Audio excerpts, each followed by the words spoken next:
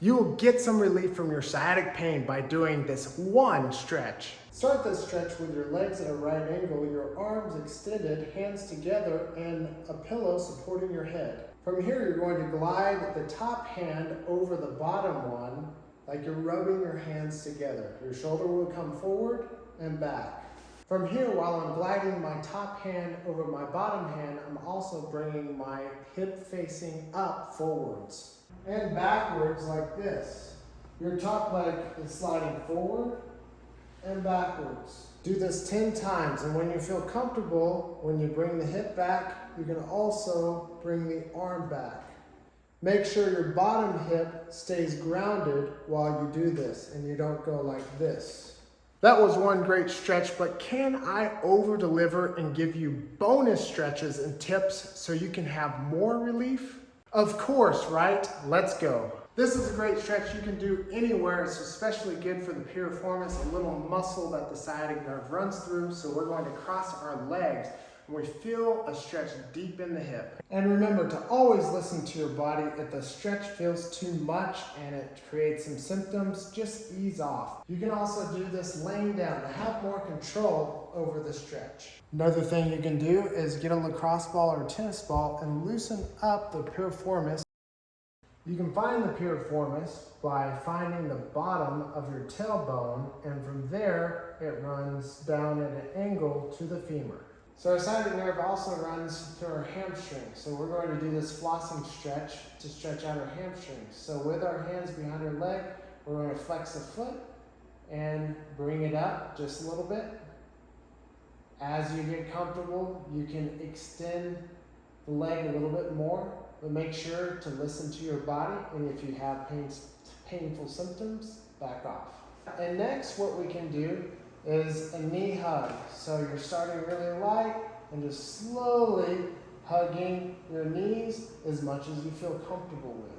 From here, we can keep the legs together and we can glide them slowly side to side, going as far to the side as you're comfortable with. You can also do it like this, sitting down. We can also do the flossing while sitting. Another thing we can do is bring our leg to the side with our foot in.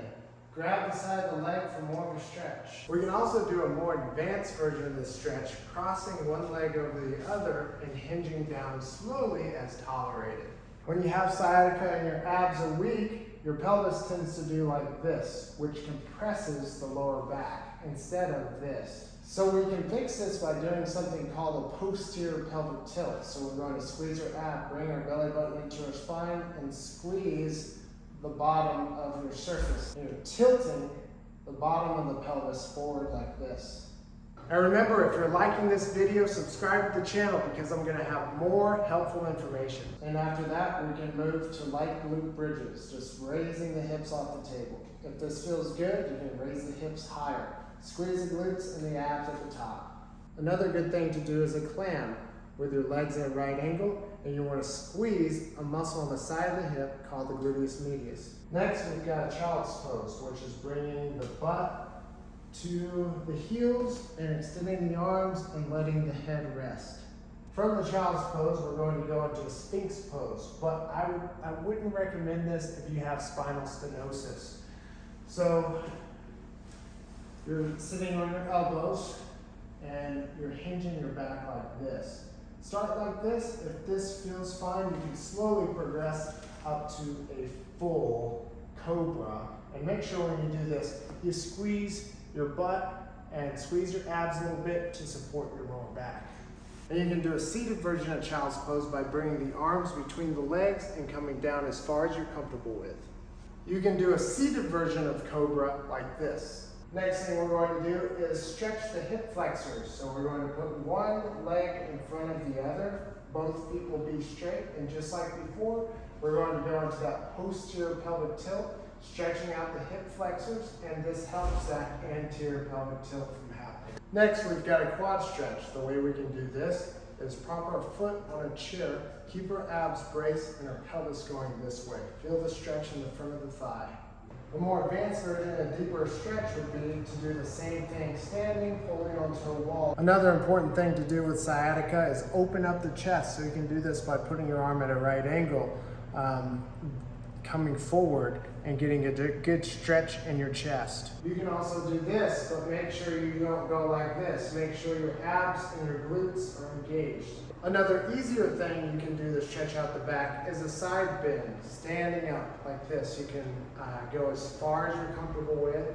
You can bring your arm up and tilt to the side. Another beneficial thing you can do is massage. So when you have sciatica, some massage points you want to focus on is lateral quadricep. Massaging that out with a Theragun, and mid quadricep. And you can even get that piriformis we were talking about in the back here also.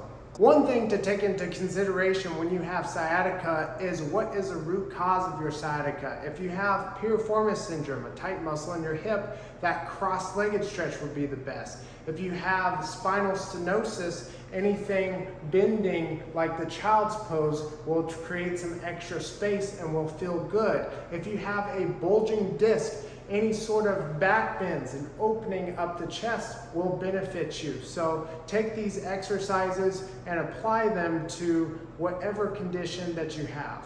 Another thing to take into consideration is doing these stretches regularly.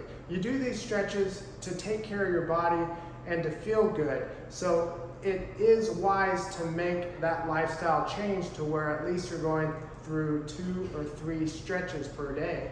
And remember, if you're liking this video, subscribe to the channel because I'm going to have more helpful information. And again, remember to leave a comment. I'm here to support you. I like your feedback. Have a great time with these tips, and I'll see you in the next video.